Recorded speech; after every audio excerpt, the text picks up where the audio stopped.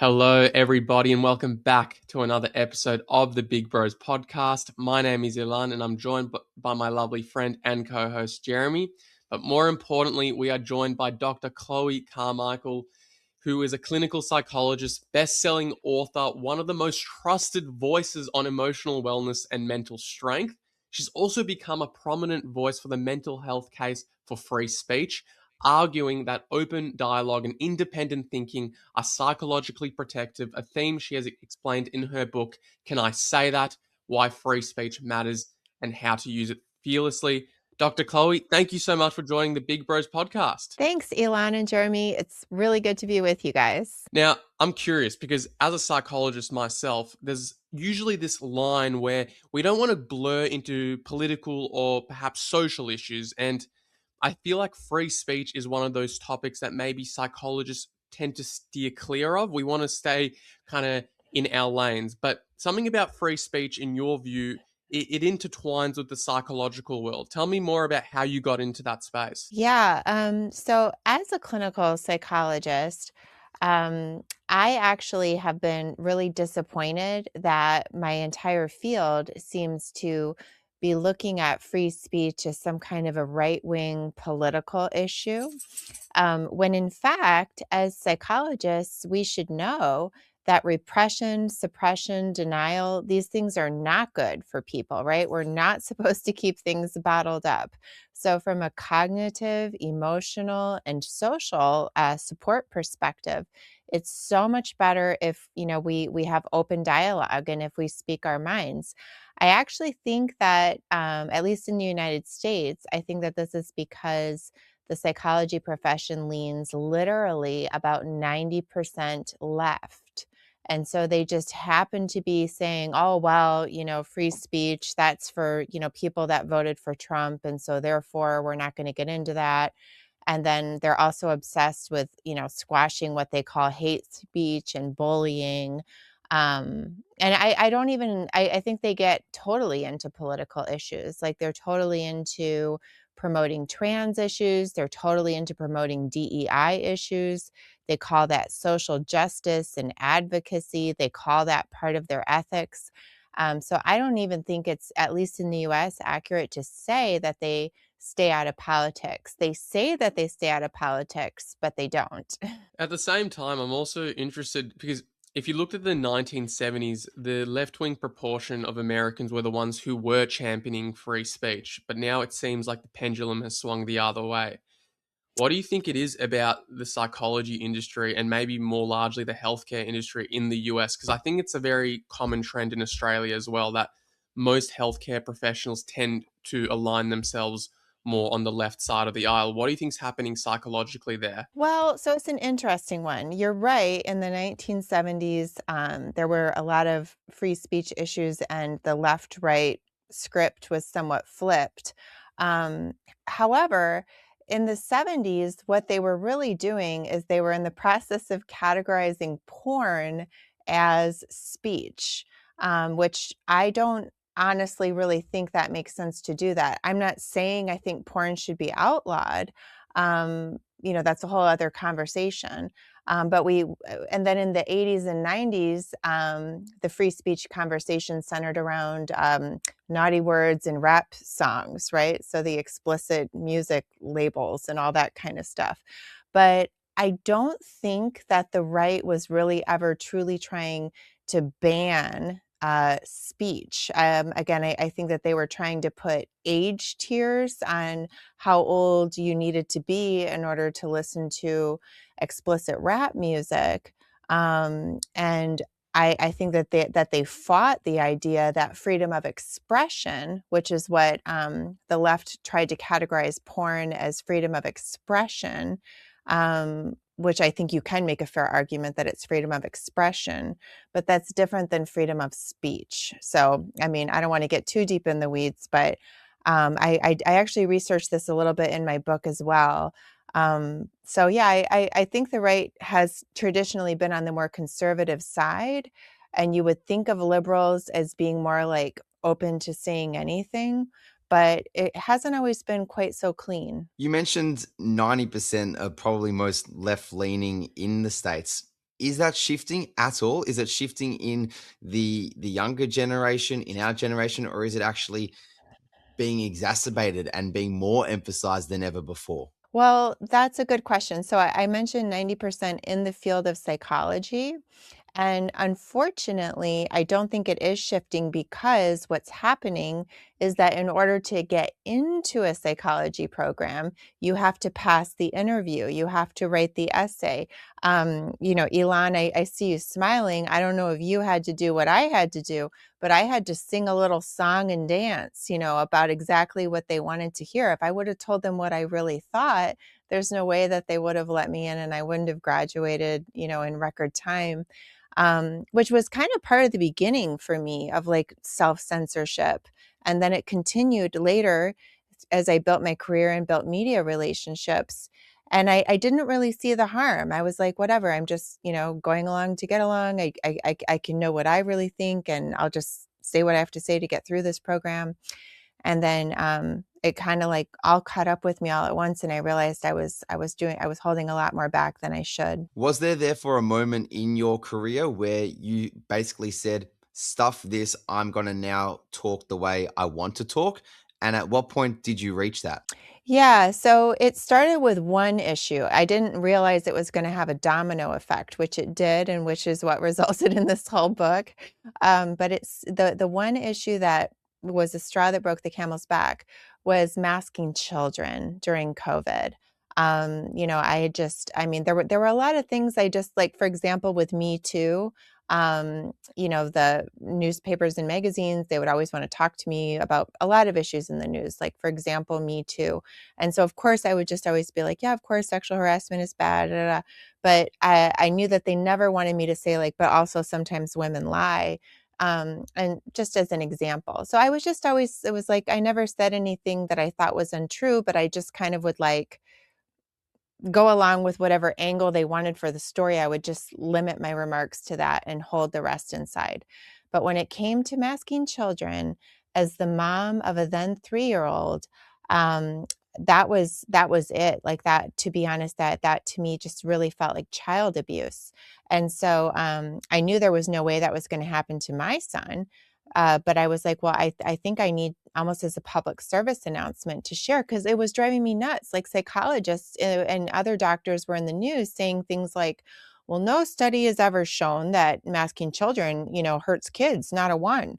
But they wouldn't share that that's because no study has ever been done because no research approval board would ever have approved anybody saying we're going to mask a bunch of 3-year-olds for years on end and just see what happens, right? So, but they would say this as if the public was being led to believe that there were no problems. So I wrote this little article just summarizing my own feelings about it and shared it with some colleagues to say, like, am I missing something here before I share this publicly? Because I was like, spooky to me that nobody else was discussing this. And my colleague's response was very spooky as well. They said, no, Chloe, there's nothing wrong with this, but you should not share it because it could discourage people from masking their children. And I was like, okay, I feel like I'm in the twilight zone.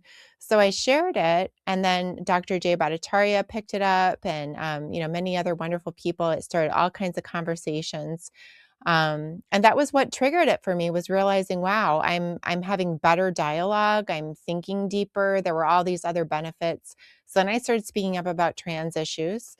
And then I started just speaking up about free speech. It's crazy about all of that. It's, for example, bringing me back a lot of nostalgia to our own lockdowns and our own COVID restrictions, because we were in Melbourne at the time, which was, I think, the second most lockdown city in the entire world. Was it first or second?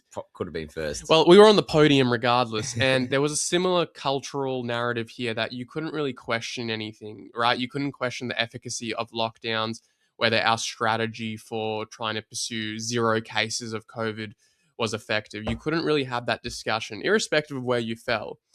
And a lot of people, if you did share your views, especially about the mandatory vaccine, a lot of people would look at you the other way and that you'd be, in a way, very much othered. And I'm curious that in your case, was that also something that happened? Because you mentioned that a lot of colleagues questioned your decision to publish what you did. But at the same time, a lot of them probably also, turned their back on you as well. Oh, yeah. I mean, the backlash was huge. I mean, even simply writing this book about free speech, um, I got dropped by my big fancy literary agent, and my previous book was very successful. It's published in 5 languages, but Macmillan, or I guess St. Martin's Press, but they said that they didn't want to do this book here with me, this book about free speech. They were like, we'd love to do another book with you, Chloe, just not this one. So yeah, I mean, it was kind of a global freeze out, from colleagues, as well as, I mean, everywhere all my circles were very liberal. That's partly why I was just so used to just, kind of tiptoeing around a little bit. But I mean, if you think about it, I was in New York City, I was in academia, I was in media, and I was in publishing. You know what I mean? Like, I was in every single, and that was fine. I'm actually a very tolerant person. Like, I'm live and let live, like, if it never bothered me that most of the people I interacted with saw things very differently than I did on a lot of topics. But I knew that that wouldn't go both ways. I knew that if I told them what I thought, that would be a real problem. So I was just used to holding it all inside. And then all of a sudden I realized, you know, as a psychologist, I can't believe it took me so long to realize that repression and suppression and denial were interfering, with my cognitive and my emotional and my social relationships.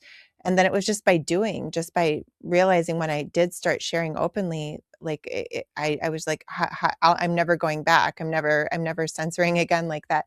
But I do have to say, there's a difference between self-censoring and healthy self-restraint. I'm not saying we should have no filter, but the idea is just we shouldn't be self-censoring about stuff that's really important, of actual values. It sounds like, therefore, the book was, and correct me if I'm wrong, but it sounds like writing the book actually could have been maybe even a bit of a cathartic experience in a way, actually being able to get everything out, and not hold back, like you said, not repress finally. If you had to almost sum up what the meaning of the book is for the audience that haven't read it quite yet and would like to, what would you say about the book? How would you summarize the book? Yeah, yeah, and you're so right. It was totally cathartic.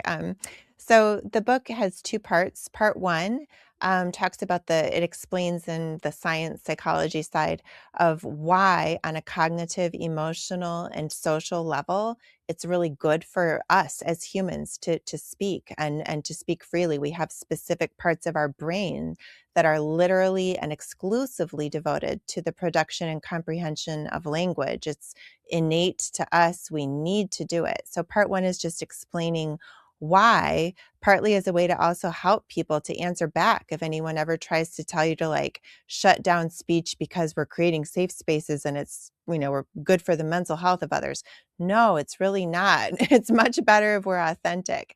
And then part two of the book is about techniques, practical techniques for speaking up in difficult situations, as well as for listening when other people are saying things, that are difficult for you to hear. Because if we want to have open dialogue, it has to be a two-way street. What would you say to that university student who's in a lecture hall and the lecturer is going on some form of political tirade that's almost the antithesis of any sort of evidence-based practice? So they've kind of weaponized their own politics, or they weaponized their own course just to spread a political narrative, and they're one peer amongst maybe 50 or 60 students who actually they don't align with the cultural narrative or the political rant that's being espoused by the lecturer, but they want to speak up. How do you do so, or Mhm. what would you say to that student? Yeah, there's a lot of options there. There's not a one size fits all. So I'm going to offer a few ideas with the understanding I'm not trying to tell anybody, like, you got to speak up, or, whatever. It's really up to each person. And I understand, I've been in situations where, you need an A in a certain class to get to as your stepping stone to where you need to go. And so everybody has to make their own choice. So I'll just start with that scenario. If you are in a situation where no matter what, you just have to sing that song and get your A and move on, at the very least, what you need to do, I think, is to make sure that you are absolutely journaling your real thoughts and or talking with friends and family frequently about what has been said in class and what you really think about it. because if we suppress what we're thinking too often, then we get into repression, which is where it doesn't even occur to us to say it anymore. And then if we do that too often, then we go into denial, where we actually literally lose touch, like with our real thoughts and our, we can go into that. And I know it's hard for people to believe that you could really go into denial and not be in touch with your real self. But I invite people to think, have you ever had a situation where you see somebody say, "What's wrong?" And somebody says, "Nothing. I'm not mad." And they're not even lying, but like they're just not allowing themselves to acknowledge what they really think. So first of all, if you just absolutely cannot speak up in class, make sure that you use language to connect with your real self, either on paper or with friends. Now, if you are thinking about maybe speaking up, there's a few tips.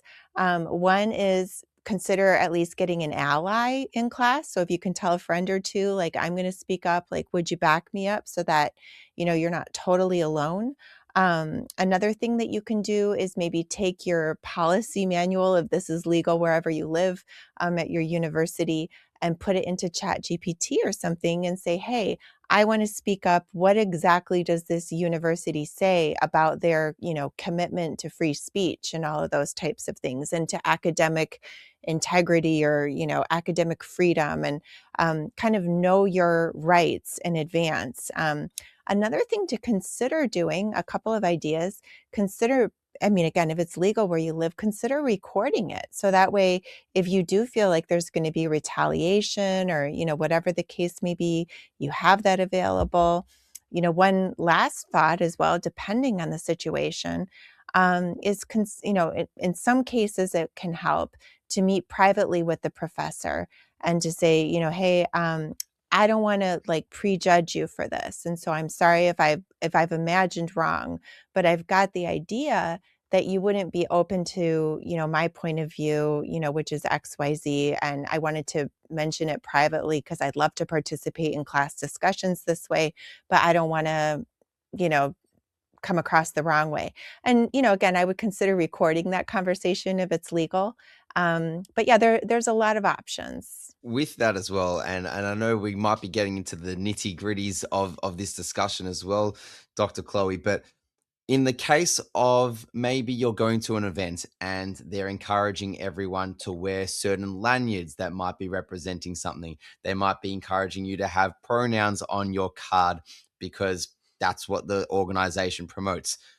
And you might be the only one in that group that actually doesn't want to do that, but you're afraid to voice that because you don't want to seem othered and you don't want to be ostracized. What's your opinion on that scenario? Yeah, well, first of all, I think it's always good to like know the rules of the road. Like, again, that's why it's important to have that policy manual, put it into Chat GPT and ask it the question, like, is this actually optional for me? And is the pressure I feel from my organization soft pressure, or do they have hard pressure that they can put on me, because that might even change the math for you in any situation. But I mean, if it's a lanyard, and if you're feeling like you want to speak up, I mean, you could do anything from just getting like a plain lanyard to getting one that says like, "I support free speech," or whatever. Or again, in your quote pronouns, you could put totally/obvious. Or you could just leave them blank, and if somebody asks you why, you can just keep it more neutral and just say, "Well, I'm just not comfortable doing that," right? I mean, I'll tell you guys, I personally, for the very first time in my life, gave my pronouns yesterday, because I was filling out a form, an online form for a program that I wanted my son to get into. And there was no way I could advance in the form, like where you can't click next until all of the fields are entered. So I had to enter the pronouns, or else I couldn't, proceed with the form. And I will say it really, it hurt my heart to do it. But on the other hand, you know what I mean? I really wanted to get into this particular, it's a long story, and I just was like, I'll just enter the pronouns. But I've also had situations where I've been, speaking for corporations for thousands and thousands of dollars, and they ask me for my pronouns, when I'm going to be going on the Zoom thing or whatever. And I just say, no, that's fine. I don't need to enter that. And it's been fine, and it was kind of a risk for me to do that because of the money, but I'm really not, I truly, it's the truth. I'm really not comfortable like having to say my pronouns. I really feel like Australia is following America's cultural lead with a lot of things. Well, firstly, in Australia, if you want cheaper car insurance, don't identify as a male or female, identify as they, them. Your car insurance will be far cheaper. And there was a whole little Wow. debacle that happened about a month ago.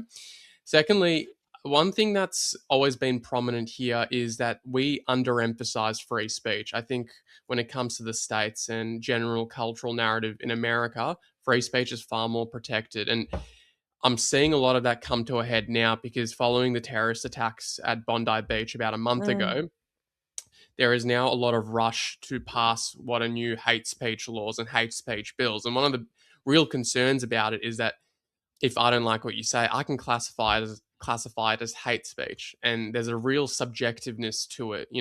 It's not like I'm inciting violence. All I have to say, or potentially, is just express a political view that might not be viewed favorably by yourself, and all you can do is say that's caused me a reasonable impact of harm, and that can be, I believe, I need to be potentially fact checked on it, but 5 years imprisonment.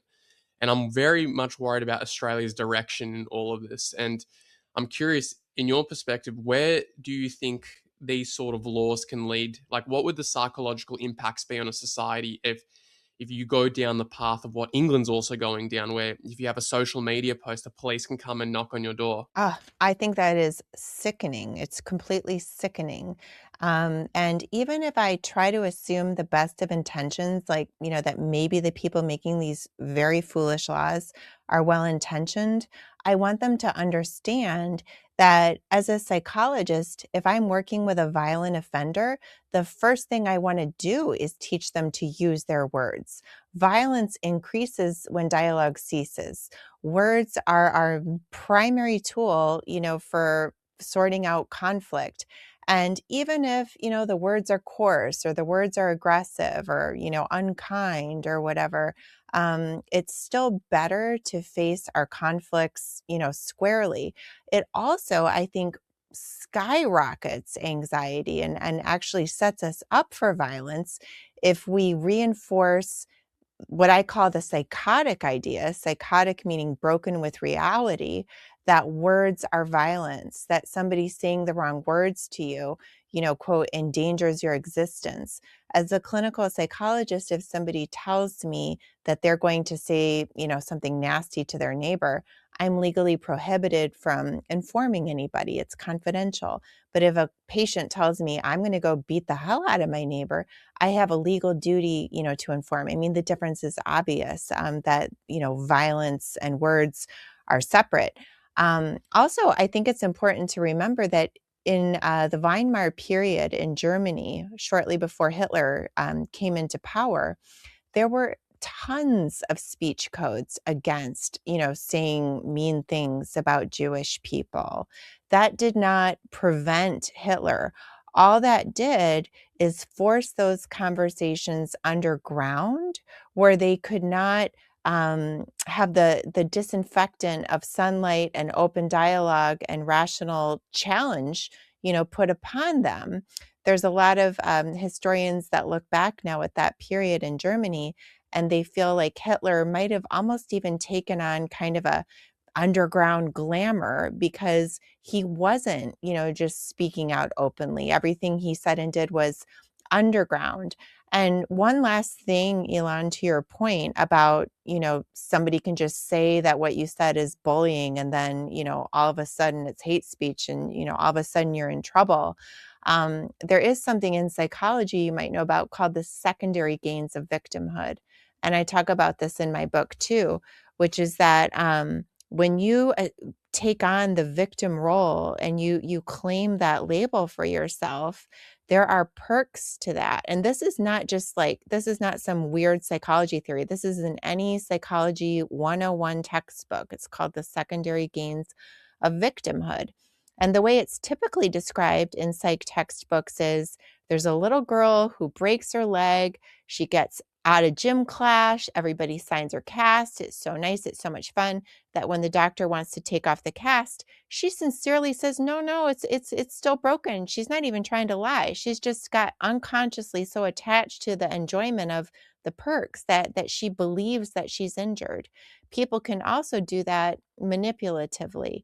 And so you're absolutely right that when we allow people to just say, oh, I'm a victim, and therefore you have to shut up, there becomes a real passive aggressive quality, to the so-called victim and their secondary gain of suddenly being able to have quite a lot of power over who can say what. There's a whole theme to what we're discussing here. It's the whole idea of social engineering. I don't think you can actually socially engineer people's political views. As you mentioned in pre-Nazi Germany, no matter what free speech enforcements there are, these conversations will be happening underground. And I'm a massive believer that practical changes are much better over, let's say, kind of socially engineering laws that prohibit speech. Shifting the conversation a little bit more towards young people and their mental health. What's your thoughts on books like The Anxious Generation by Jonathan Haidt? Oh, I think that's a wonderful book. I think again, also, I really like Jonathan Haidt, and I've actually connected a little bit with, some of the things that his group has been doing. Yeah, I mean, my previous book was actually called Nervous Energy, Harness the Power of Your Anxiety. And it's about the healthy function of anxiety, which is to stimulate preparation behaviors. So, and again, speech is one of our primary tools for activating our support network and for talking through problems and getting support and even just cognitively walking through things and brainstorming ideas with people. And so when we stifle our speech and we're in isolation from other people, I think we're actually setting ourselves up for increased anxiety as well as for increased depression, because one of the symptoms of depression is oftentimes being isolated from other people and a sense of helplessness. And when you have to mask your real thoughts and you can't have authentic, true relationships with people, I think, of course, that's creates a sense of helplessness and loneliness. I mean, we're in an epidemic of loneliness. I want to bring in a bit of an antidote here, and this was off the back of the Bondi terror attack that we experienced here not long ago, and we still think about very, very often daily. I felt myself at the time getting angry at the people who actually weren't speaking up on social media in particular. I'm gonna talk about social media here. And when I think of, just simply my friendship group, you almost want to hold your nearest and dearest accountable. You want to see that the ones that you love and are by your side, you want to see them advocating for the things you believe in as well. And there are always some people that you maybe expect to see something from, and you hope to see something from in terms of speaking out, in terms of advocacy and things like that. But they stay silent and they didn't say anything and they didn't post anything about it and they didn't speak up about it. And their reason was because of the fear of social ostracism, or being fearful of saying the wrong thing. So could you argue that actually not saying anything, not freely speaking, is more damaging than freely speaking? I would say so, yeah, because what you're getting into as well when you talk about social media and an absence of freedom of expression and open expression on social media, then we can actually get a distorted sense of what is the social norm. And we actually experienced that really deeply here in the United States under the Biden administration, because it was being done in secret, that the Biden administration, it's now openly known, there's no dispute about it, that the Biden administration was secretly pressuring and forcing, in some cases, I think, places like Twitter, Facebook, Instagram, and YouTube to pull down and to censor certain viewpoints. And so, just then your average person going online into the public square would say, oh, gee, I guess nobody else thinks that a man cannot become a woman. I must, be an outlier. Maybe I should keep that view to myself. So I think you're absolutely right, Jeremy, that if we don't speak up, we run the risk of creating a false sense of a social norm to people around us, that only, one side that happens to be the loudest is the prevailing norm, that everybody thinks like that, when that may not be true. So I think you're absolutely right. I mean, that's actually one of the techniques in my book under thought replacements for people that have fears of speaking up, is to sometimes focus on the thought that they're paving the way and breaking the ice for others to speak up. I'm curious as well. One of the things that is often debated, at least on the free speech side of things, is if our speech is totally not regulated whatsoever, the risk of very actual damaging viewpoints proliferating does increase. So, for example, the genuinely harmful ideologies, and I'm not talking about having an opposing view to someone who believes in trans ideology. I'm talking about someone who genuinely might be white supremacist, or has or an Islamist terrorist who's spouting radical Islamic Hmm. ideology. A lot of these things can proliferate in an environment Hmm. where free speech isn't regulated. So, how do you Fair. balance those two things? Yeah. So I talk about this in the book as well. There are limits on free speech. There's a chapter called, what about the need for some limits or common objections, to free speech? So first of all, um, I don't care why you're doing it, but like if it's because you have racial hatred, or if it's because you're just a psychopath, I don't want anybody using their speech to go direct violence, towards another person. So this whole idea of quote hate crimes and hate speech, I think it becomes very subjective. But we do have laws that we should have about speech. Again, you can't use your speech for libel or for fraud, or to actually incite violence against another person. And by that I mean it's ultra clear, like syntactically your words have a verb about physical harm, and you're directing it. You're not just saying that's a dude in a dress and then somebody says, well, that's violence. That doesn't count. um but to your point though, about even just exposing truly harmful ideology, I talk about that in the book too. So there's a wonderful man. His name is Daryl Davis. He's a Black R&B singer here in the United States. He has a book out. You guys should try to have him on maybe.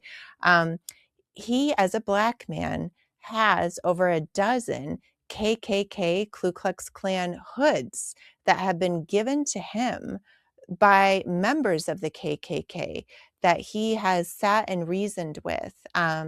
And there's another example in the book of a former jihadi recruiter that left that space because somebody sat and talked with him. The point is just that if people are going to leave those ideologies, they don't leave them because somebody says, shut up.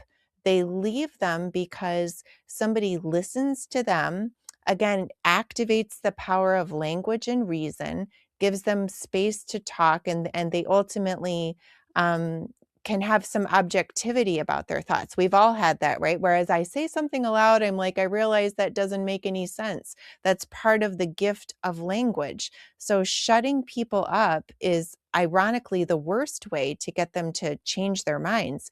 But even as far as just, you're saying like, well, should we allow people to, say all these hateful things online? It's better to let them say things and let other people answer back and have it all done out in the open.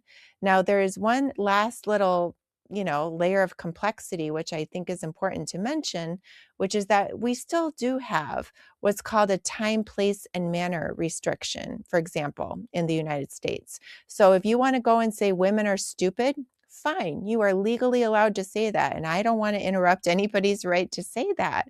But what you cannot do is file for a permit. If you want to file for a permit to get a loudspeaker and blast that message outside of a Girl Scouts meeting, then the city can say, no, that's a time, place, and manner restriction. You may not do that. But we're not taking away your right to just say that at some other time and place where you want to say it. I got taught in school. This was a message that stuck with me for a long, long time. We were talking about the Holocaust, and we were talking about how you should interact with people who actually deny the Holocaust. And I got told something which stuck to me, which was by actually interacting and almost in and almost allowing them to have the conversation with you, actually debating whether something as ridiculous as that is true or not, actually debating whether the Holocaust happened. You are almost validating them in that scenario where it's a point, it's an argument that they're making that is it's actually stupid, it's beyond stupidity. And I got taught in that scenario that you actually shouldn't have the conversation. You shouldn't entertain it because it is that stupid and it's validating them. What do you say about that? Well, first of all, I think that it's perfectly fine for anyone to say that they don't want to have that conversation with anybody, right? So even though it is true that people change their minds more often through um, an open dialogue than through somebody telling them, shut up, go in a corner with that thought, and we'll see if you change your mind, right? It's probably less likely to happen that way. But nevertheless, I don't think people should be forced at all to go have these conversations. So while I support, even a white supremacist or, woman hater or whatever, I support their right to say what they want to say. I don't think that means that I or anybody else, is obligated to go have that conversation with them. But I would disagree with the idea that you're going to be more effective in persuading a person like that out of their viewpoint by telling them, shut up, I won't talk to you. I can understand where engaging in a debate could harden their position because there is something called group polarization. But the benefit still of such a debate is that other people watching that might previously have succumbed to that foolish viewpoint can watch you debunk it. And then at least, they don't get to go spread that nonsense unchecked. But if you wanted to just have the conversation with them privately and hope to dissuade them, I wouldn't hit them over the head with a debate. Just like as a psychologist, if I'm sitting with a psychotic patient that tells me he's seeing little green men, the first thing I don't say is, no, you're not. They're not there. I say, oh, really? When did they first appear? What do they Mm. say to you? What is their purpose in your life? I'm trying to learn about them and engage and build rapport, and then, bit by bit, find my opening. Those types of conversations where you're going to dissuade someone of an ideology, again, are not typically done through hard debate, but more through, compassionate listening with strategic questions. Yeah, and on that, do you think? Look, it would be remiss of me not to mention his name, but Charlie Kirk. Do you think that is something that he did really well in terms of his impact, in terms of actually allowing debate and discussion to be had? Oh man, yes. I mean, I just, full disclosure, I was at the Turning Point USA America Fest event. I was at their Young Women's Leadership Conference over the summer. Like, I'm a huge fan, and I'm, in mourning over the loss of Charlie Kirk. Yeah, I mean, I think he did a beautiful job of that. I think the only mistake I guess you could say he made was that there were some security issues or, accidents on how he, was so vulnerable to the gunfire on that day.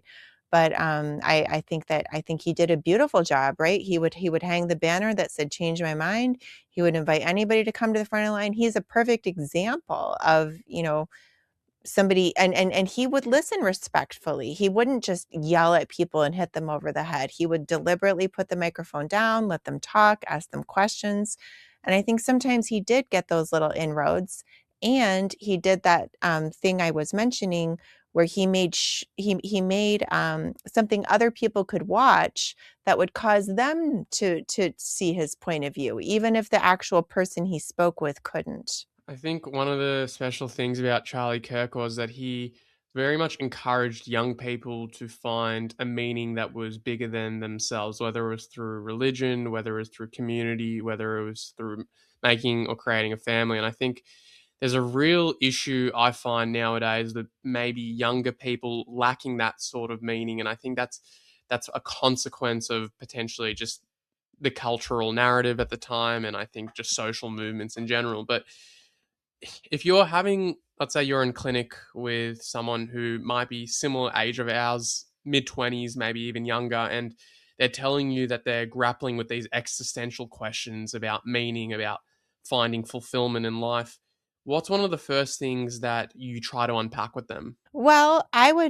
would be curious. I think before maybe I don't want to read too much into the word unpack, but I would say one of the things I would want to do to explore and to learn about for such a person would be their religiosity, because the American Psychological Association never seems to want to, they'll have, whatever, they'll sponsor Gay Pride Month, but they won't, ever talk about like a, you know, religion and spirituality month, even though religiosity has been shown to be a protective factor for mental health. So for somebody that is asking those types of questions, I think just simply learning, like, do you have a faith? Did you have a faith growing up? Have you ever meditated? Have you ever been curious? Have you ever had a spiritual experience or anything that felt like such an experience at any time? I think many young people have been, shamed or, quote, miseducated, into thinking, that this is all just like a bunch of nonsense. I mean, I don't even want to get into like abortion, but like when you raise a generation of people to think, that that's something that is somehow, quote, scientifically, that it's not a life. I mean, I think of Nietzsche, like when I think of young people today. I mean, honestly, I'm like 50 years old, so I'm kind of like I look at what young people are going through today, and my heart honestly goes out, because I think that there's so many nefarious and misleading and just inaccurate viewpoints that are put out to young people today, that I think I'm sorry for what you all are going through. I wish I wish I had all day to talk to you guys about that part. I think the religiosity part, I see the benefit of it myself, and I think that there's a lot of benefits that can be accrued by almost aligning yourself with a religious faith. But there's a lot of people that don't, and they might be atheist and they still lack that meaning. Do you think it's possible to still attract a higher purpose and meaning without subscribing to a traditional faith? I do. So even people who are atheists oftentimes can get very centered through meditation and through yoga. So there's a lot of people nowadays that identify as, like, quote, spiritual but not religious, right? So even that, I think, would allow a person to get into their sense of meaning. But I mean, I would also become curious about, like, uh, as you said, like, purpose and things. That a lot of young people have also been brainwashed to think that wanting to become a parent is, like, bad for the environment, and that they shouldn't have kids, right? And or, even like as a woman or as a man, like there's men, many men that feel like what's a very primal desire for most men, of like wanting to get married and have a family and have a wife that takes, care of their kids and keeps a nice home for them. They've been trained to think like, well, that's misogyny. And, women that have, maybe have like just a biological drive, seeking a man that would do such a thing, they're terribly ashamed of it, right? So, I mean, I'm not surprised that, young people, and that's, religious issues aside, are left in the lurch when it comes to, their sense of meaning and purpose, because all of our natural drives and purposes, we're being told don't exist or are wrong. I want to. I've got this burning question to ask about. If you did touch on it earlier about cancel culture and how to deal with it, but more specifically, it reminds me of about a year ago we had a guest on our show who came on and spoke about someone who tried to cancel his viewpoint, and the person that tried to cancel his viewpoint had a very large social media following, has a very large social media following, and almost has an army of very strong followers that back up whatever they say. So if you are in a position where maybe you have spoken about a viewpoint and someone does try to tear you down, cancel you, whether it is face to face, whether it's in a social setting, or whether it's in a much larger setting like on social media, what should you do in that situation as the person being, in quotations, cancelled? Yeah, that's a really good question. There's probably not a one size fits all answer, and I'm going to invite your audience to share ideas. Like I'm going to check this episode and see in the comments because I wouldn't honestly have like I'm a psychologist that can talk about the benefits of free speech and like why we should speak up and how to listen better. But as for like a five alarm fire with a cancel mob is coming for you, what do you do? Um, off the top of my head, I would say, like, it's important to obviously activate, your social support network, make sure that you're always surrounded by people that can, help you and affirm you. Maybe consider going off of social media for a little while. What I would not do is apologize. I would not Mm. apologize, for something that, you don't feel you actually did anything wrong. I think it's important to stay grounded in reality. And again, this is one of those times when I would want to lean on my faith, so whatever the faith or the spiritual journey that you're on, I would look deep in there too. And again, just really try to surround yourself with social support. There's nothing I respect more than someone who says something that they believe in, even if I somewhat disagree with it, and they cause an uproar and everyone wants to cancel them. But no, they double down. They put their foot down and say, "Nah, I'm not changing my thoughts," and then they stick by it regardless of consequence. I think that is a very admirable quality, and I think it's a quality that's probably been lost in a lot of young people. It's that ability to be strong in their viewpoint and have some form of moral conviction. I think that's something that might be lacking. We're still trying to develop a moral compass that resonates with us, but it's very hard to stick by those values if it's underdeveloped. Before we finish up, though, I am wanting to know more about kind of your career journey. Is there any belief that you once really maintained and you believed in that's maybe shifted in the last 10, 15 years? Yeah, that's a good question. I mean, I think that I used to feel like using a so-called trans person's pronouns or even like acknowledging like some kind of a thing of like trans. I had a very different viewpoint about that because I feel like the movement itself changed. I mean, I lived in New York City for 20 years, I mean, like in the early 2000s and all that. Like I was always at like, the drag queen brunches and stuff, just, with girlfriends. And, I, would refer to drag queens as she, like it just because I felt like they knew that they were a man. It was just it wasn't like a big thing.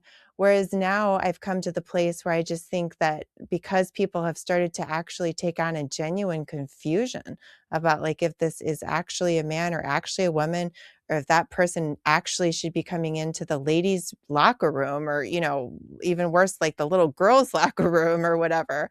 I've become a bit of a hard line about that. I guess that's one example. Before we do wrap up, one thing we ask all of our guests, Dr. Chloe, is what is your sweet spot? And in your case, I want to say, yeah, what is your sweet spot of your career? Is there one moment where you can pin it down to and think, wow, that was a very defining moment for me in a positive way? Or maybe something that you're experiencing now in your career that you can reflect on and say, this is a really sweet moment or story or opportunity or experience that is happening for you? Yes, I mean, it's my book for sure. Like this was such a liberating book for me. I mean, publishing my first book was awesome. Getting my PhD in clinical psychology, that was like a dream come true. The idea that I could, just be in private practice and then, having a book and, having it do really well, that was exciting. Um, but I've never felt more real or more alive or just like truly being myself than when I started really being honest about things. And so I feel like the sweet spot is kind of right now. Amazing. Thank you for sharing that. And we will plug and link all of your relevant books, especially Can I Say That? Because I think I'm going to have to give it a read myself as someone who's about to start my career in this industry as well. So Definitely will plug all of that. But curious also, where else can people find you? Yeah, so if they go to freespeechtoday.com, then it has all of my books, all of my social media handles. I do also sometimes have free groups about free speech for people that just like I'm having one tomorrow. I know it's probably episode won't air in time, but I have them periodically. So yeah, I mean, if they come to freespeechtoday.com, then they can learn, more about all of my books and my social media and whatever I'm up to at that time. Awesome. Thank you so much for joining us today, Dr. Chloe. Wishing you all the best in the coming months and years. Thank you. It was really fun to talk with you guys. Take care and best of luck. And Ilan, if you want to talk about psychology career stuff anytime, just let me know.